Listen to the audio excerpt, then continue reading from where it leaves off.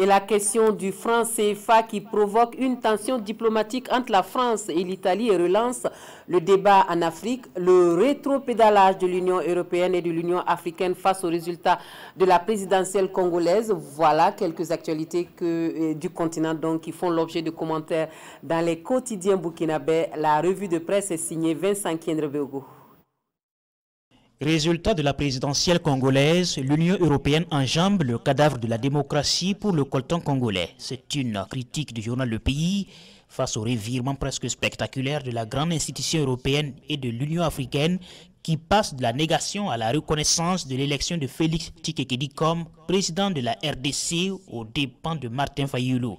Selon le journal, l'UE a changé de position pour s'allier à l'UA qui a fait un revirement après avoir émis des doutes sur la sincérité des résultats de l'élection.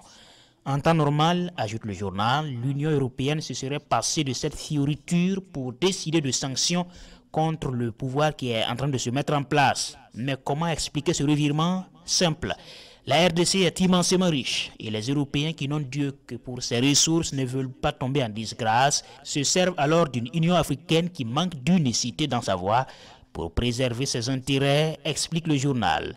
Et tant pis pour les Congolais qui veulent aller au paradis sans mourir. Martin Fayulu passait par perte et profit, ajoute l'observateur Palga. Et Félix Tshisekedi peut prêter serment en paix, puisque le couple UA et UE, dans une déclaration, a fait un virage de 180 degrés, véritable double salto arrière, très loin des indignations, des condamnations et autres implications, tous azimuts, qui avaient accueilli l'annonce des résultats provisoires. Ce faisant, l'Union européenne et l'Union africaine créent un précédent dangereux, s'inquiète l'Obs, disqualifiés à l'avenir pour prêcher les vertus de la démocratie. Dans Sidoya, les vérités en demi-teinte de Di Maio. En imprimant de la monnaie pour 14 pays africains, la France empêche le développement de ces États. Une déclaration du vice-premier ministre italien qui ajoute que c'est ce qui permet à la France de figurer parmi les puissances économiques du monde. Inacceptable déclaration. La réaction de Paris. Pendant que les éléphants se battent, voilà qui pose encore l'épineuse question du franc CFA, notre Siwaya, symbole que la France continue d'exploiter ses anciennes colonies pour alimenter son économie. Et que font les dirigeants africains? Eh bien, ils sont toujours en lutte pour se maintenir au pouvoir.